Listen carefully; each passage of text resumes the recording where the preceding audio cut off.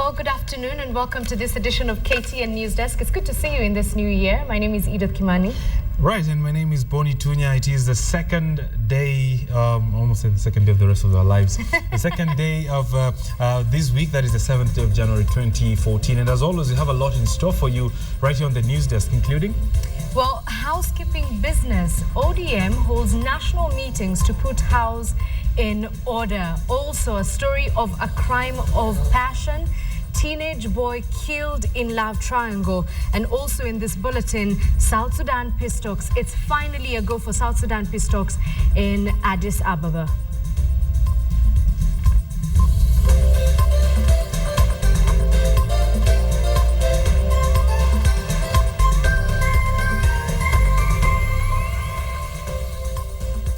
Welcome to the program. The Orange Democratic Movement's National Executive Council is currently in a crucial meeting geared at mapping the party's future. The meeting, being chaired by party leader Raila Odinga, is set to fix the date for the party to pick its new leaders to steer it to their future. Even as the meeting proceeds, ODM is facing a dilemma of balancing between the interests of the old guards who have been loyal to the party and the former Prime Minister, and those of the young turks who accuse the old leadership of misguiding the party in the March 2013 general election. Our political affairs reporter Sam Ogina is following the proceedings from Orange House and now joins us by way of phone with the very latest. Sam, good afternoon. Good afternoon to you, Bonnie. Bring us to speed. What is this meeting all about? Well, the meeting that started at around 11:30, chaired by the ex-Prime Minister, that is ODM party leader Raila Odinga, is actually geared at setting a date that will actually be the date for electing new party leaders for the party. Remember, there are 26 positions that are supposed to be filled up, and the tough balancing act that ODM faces right now is actually to try to appease both the young Turks who come or who won on an ODM ticket and want part of the leadership slot in the Orange Party, and those who've been loyal to the Prime Minister and to the ODM party, that is the likes of the James Orengo, the Siaya senator, and Orengo will be actually that is contesting for the Secretary General position in the Orange Party. Bonnie? Allow me to just jump in. We do understand this. They're setting a date, right? But the election should be in February. The election should be in early February. That is the last time I checked, or rather the last time ODM gave a statement in regards to the National Delegates Convention who was supposed to come to Nairobi. They said it will be in early Feb, probably the first week or the second week of Feb, that the National Delegates Convention should be held by then, so that the party can have a new outlook. Remember, Raila Odinga still remains the party leader, and that position still is uncontested. No one is contesting the party leadership from him. But where the contest will be is the chairmanship of the party, and former Speaker Kenneth Marende has actually shown interest of contesting for the party chairmanship, but also he won't be doing it alone. Manson Nyamoya, the South Mugirango MP, is equally eyeing that particular seat for the chairmanship. And something else, or something interesting that will be on watch out with, is the vice chairmanship of the party. Nairobi Governor Evans Kideru is eyeing that particular seat, and also he'll be pitted against the ODM executive director, that is Janet Ongera, who actually wants the party vice chairmanship seats equally. And remember, the chairman for ODM was Henry Kosgei, right, the former Tinderet MP. And also, something else to look out will be the Secretary General position. Remember, this is a very powerful position in the party, and it has attracted almost 5 individuals. That is James Orengo, the Siaya Senator, Ababu Namwamba, the Budalangi MP, Honorable John Mbadi, the Suba MP, Ken Obura, actually, who kicked off the storm of young leadership, taking the mantle, the Kisumu Central MP, that is, and also Elizabeth Ongoro, nominated senator, that is. So a total of 5 individuals who are eyeing the Secretary General position. And Ali Hassan Joho, the organizing secretary, and that is the governor for Mombasa, is also wants to defend his organizing secretary position. So all these individuals will be put to test on the particular date that the NEC will decide today when the National Delegates Convention meeting will be held, say early February. Probably there was a tentative date of 6th of Feb, but that is upon confirmation of today's meeting. 26 positions to be filled up, and also probably a review of the party's performance in the recent by-election is part of the agenda, but the main agenda today is actually the National Delegates Convention and picking up of new party officials. Bonnie? Right, Sam Ogina, many thanks for all those details. We do understand now that there are some of the leaders who will not be defending their positions, and as Sam said, it is indeed a battle of the old guards versus the young. As and when the date will be set, we'll get the info from the proceedings and the outcomes of this particular meeting, and Sam Ogina is standing by. He will be giving that detail to us as and when it is announced. Well, the Johnston Kavuludi-led National Police Service Commission resumes vetting of police officers today. Senior political reporter Asha Muli is currently following those proceedings, and she'll bring us the very latest. Asha, now we know 3 senior police officers have already fallen to the wayside, having failed to meet the standards of this vetting. Have we seen anything spectacular happen today? Well, I mean, Edith, that was a very, very dramatic close to the year 2013 for police officers, top police bosses, being given a mark that the police vetting here being conducted by the Kavuludi-led commission, that's the National Police Service Commission, is not playing around. So today, what's happening is that the second phase of this vetting has commenced, and over the next couple of days, that will be this week, we'll see a total of 23 top police officers being vetted by the Kavuludi-led commission, and these 23 officers all have the rank of Deputy Commissioner of Police, DCP. Today, we have 5 of them facing the grilling table. We've already seen Levi Kule Mwandi, who is in charge of the National Disaster Management Center, as well as Beatrice Nduta Kiriungi, who is in charge of community policing based at the Kenya Police Headquarters here in Nairobi, have already been grilled by Johnston Kavuludi and the rest of the commissioners. And right now, Leo Nyongesa, who is the Director of Internal Affairs Unit, is currently being vetted. So, Edith, I mean, there's a lot of hard questions that are coming up when we're seeing all these top cops on the grilling table, and most of which have to do with corruption claims or claims of insubordination during their years of experience. Beatrice Nduta, for example, who has been in the service since 1976, was taken to task about one simple thing. It might look simple to a lot of people, but it's very crucial and it's very important in the police service. Opening letters that are addressed to her boss. Take a look at what her answer was. Mr. Chairman, maybe I cannot remember actually what the letter was all about, but sincerely speaking, I've just said what I know about confidential letters. If they are bearing personal numbers, that's the only letter I call confidential. Any other letter written faithful and addressed to, like now in my office, if a letter comes to address to the Director Community Policy and even addressed by my name, and it does not have my personal number, then I've always allowed my deputy to open. Otherwise, if the letter was really personal to him and I did that, then of course it must have been a mistake, I quite admit. Thank you, Mr. Chairman. You did indicate that the letter on the envelope therefore did not have the personal number of your immediate superior. Are you telling us that this requirement is somewhere written in some of your perhaps rules, regulations within the service, that if a letter is addressed to your superior and only if the personal number of the superior is reflected, then that becomes a letter that you cannot open? Do you have any regulations for standing orders or anything, any circular to back that up?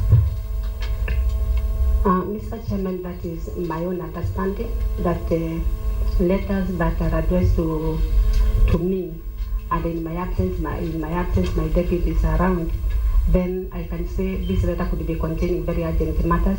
Maybe I'm out of the country, off duty, or I'm on leave. Then if these letters come, surely it cannot be brought home for me to open. It has to be opened So I always take it myself. I've not been taught, but that is my understanding, that anything that does not carry my personal number is not very personal, it is very official. So my deputy is my alternative in my absence. So those letters, I will always say they should be opened so that any matters inside them can be handled on good time. Thank you, Mr. Chairman. Thank you. This leads me to the...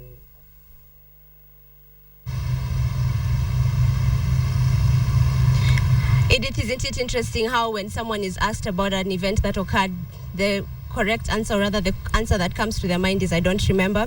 I think we're going to be seeing a lot of that. In the afternoon, we have Benson Kibwe, who is the Nairobi County Commander, facing the Kavuludi-led commission, and a lot of people are waiting for that because there are explosive questions that are waiting for him from the commission.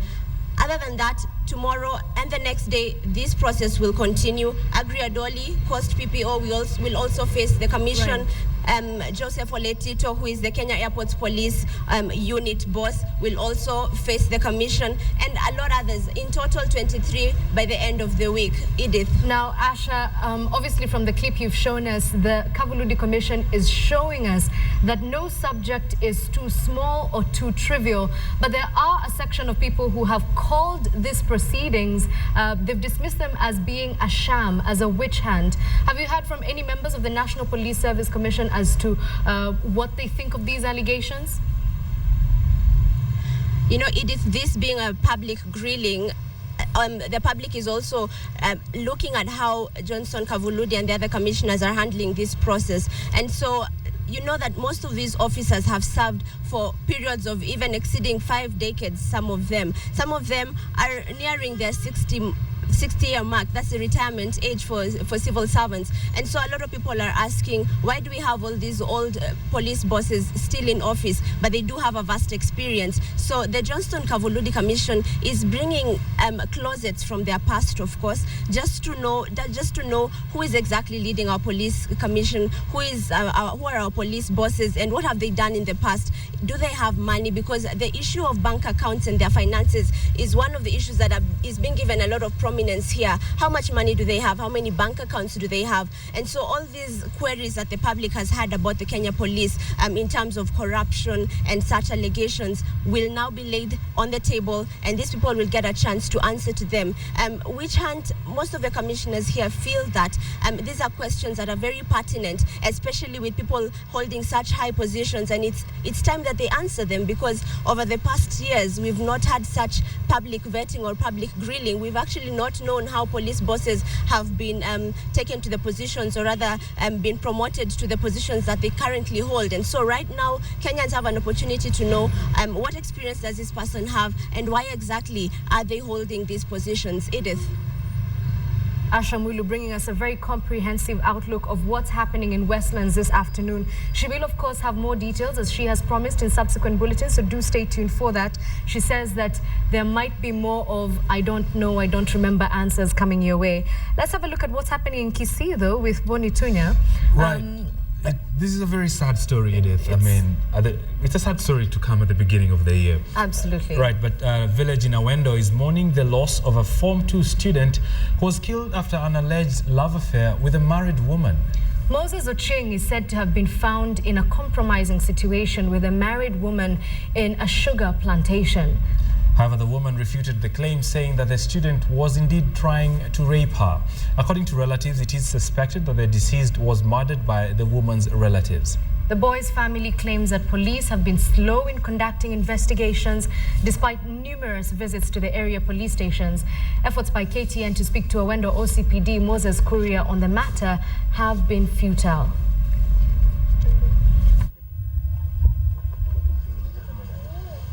Maneno watu wanasema nilifanya na hiyo kijana ni uongo. Hiyo si ukweli. Hiyo si ukweli kabisa. Mimi mjawahi hata kuona hiyo nini kijana. It is not true that the boy was raping the woman. It is the woman who was raping the boy, because the boy was too young to be a friend of a mother of 6 children. Right, do let us know your thoughts on that story. Our handle, of course, is at KTN News Desk. We'll be glad to engage with you on that. Elsewhere, the IMF Director Christine Lagarde has lauded the government's efforts towards transforming the Kenyan economy. Lagarde said the institution is impressed with the government's efforts towards delivering on the promise of the new constitution or reforms which the government has identified as necessary for the growth of the economy. Now, the IMF Director reiterated the institution's willingness to extend its partnership with Kenya. Now, against the background of the just completed extended credit facility where the country benefited from a 65 billion shilling funding between 2011 and 2013. President Uhuru Kenyatta, on the other hand, said the new negotiations will be a good time for Kenya to think beyond being a frontier economy. Visions our country becoming a middle-income country by the year 2030. But as I told my fellow Kenyans in my New Year's speech, I believe that Vision 2030 can be achieved within the next 6 years. However, for us to be able to do so, it will take discipline, focus, and commitment on the part of all of us to walk this path. My government indeed recognizes the importance of achieving durable, broad-based growth, and as such, we are working around the clock to accelerate growth so as to create jobs and reduce poverty. We are delighted to have been partners, to be partners, to continue to be partners going forward, to enable your country and your economy to continue to set standards. As we all know, this will take a few more weeks, a few more discussions, but whether it's through technical assistance, through continued assurance that we can provide by putting in place the appropriate instrument, I'm sure that we can find ways to continue to reinvent this partnership that we have been delighted to participate in. Well, with the beginning of every new year, it's only natural to look back at what happened the year before, and Westgate was one of those key issues that Kenya was looking at. And there's a report meant to advise on the immediate action and partnership between government and the private sector in restoring business activities at the Westgate Mall, and it is scheduled to be released by end of February. While briefing members of the media this morning, the vice chairperson of the Committee on the Rapid Restoration of Westgate Shopping Mall, Wahome Mushiri, says the team is planning to hold public hearings where they receive memoranda and proposals from members of the public that will aid in putting together a comprehensive report that hopefully will further hasten the restoration of business and trading at the mall. The main committee has broken itself up into subcommittees to look at the specific area of security, of the building and restoration of public confidence, that is the restoration of the mall itself, and restoration of the general public confidence in shopping in general. Business restoration itself, those who are doing business in and around the Westgate Mall. What we are doing is trying to advise government and stakeholders as to what needs to be done so that we can get to the position where we have a credible time frame, a program that tells us that this market can be ready for trade at a certain point in time. Right, let's get an update of Sudan. And Sudan and South Sudan have begun talks to deploy a joint force to protect oil fields in southern states threatened by the rebels. The news comes after Sudan's President Omar al-Bashir met with his South Sudan counterpart, President Salva Kiir, to discuss the unrest in Africa's newest nation. South Sudan ended up with most of the oil fields when it ceded from Sudan in 2011. But it has to export the oil through the ports in Sudan's territory. Bashir's government now fears its oil revenue will be disrupted by the fighting in the south. At the same time, direct talks between two warring parties in South Sudan have begun in Ethiopia, aiming at a ceasefire. Salva Kiir, however, says not much progress has been made. In Monday's talks between South Sudan and Sudan President Bashir called on the two sides to end the conflict through dialogue, saying Sudan would not back the rebels. Right, in other development, the United Nations now says that militiamen had taken control of a UN food warehouse in Bentiu and that UN vehicles have been commandeered in the rebel-held town of Bor.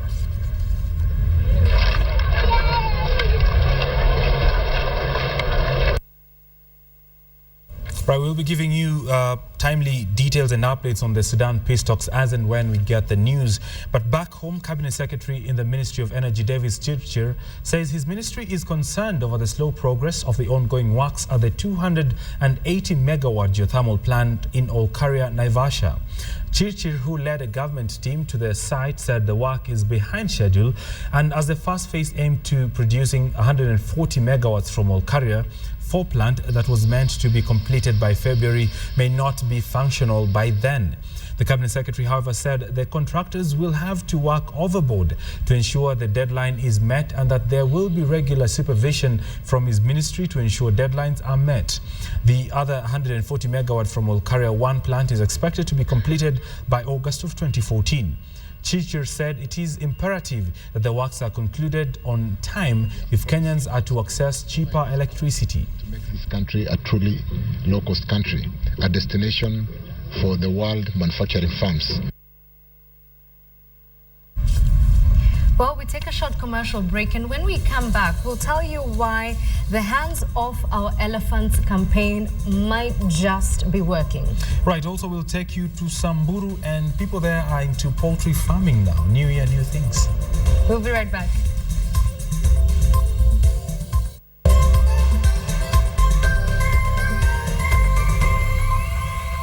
Well, let's have a look at what's happening in China. We do know that it's the world's largest market for ivory.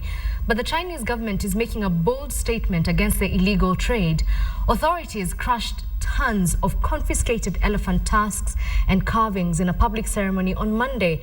What it is part of the campaign to lower consumer demand and educate the Chinese people about elephant conservation. Relitsa Vasileva has more. Never before seen in China. One by one, more than 100 ivory tusks are fed into a grinder, each believed to be worth more than $41,000 on the Chinese black market. Hundreds of figurines carved out of elephant tusks also crushed to powder. In total, 6,000 kilos of seized ivory worth millions of dollars were destroyed Monday for the world to see. This is the first occasion on which China has chosen to crush seized ivory. It's an occasion when China can send and is sending a very powerful message, both domestically to the Chinese people and internationally, that it is not prepared to tolerate the illegal trade in elephant ivory. The Wild Aid Foundation, an NGO working to reduce demand for wildlife products, says as the Chinese people become more affluent, so does their appetite for endangered wildlife products like ivory. The growing demand is feeding a rise in illegal ivory smuggling. We do not deny the fact that in recent years, there is an increasing trend of ivory being smuggled to China. We have to strengthen our efforts in this area. I can say that there is a 10% increase every year. Wild Aid has teamed up with the Chinese government and celebrities to create public service announcements to raise awareness. Its research shows that many Chinese are unaware of the consequences of buying illegal ivory products, which devastates not only elephants, but humans caught in ivory trade-fueled conflicts as well.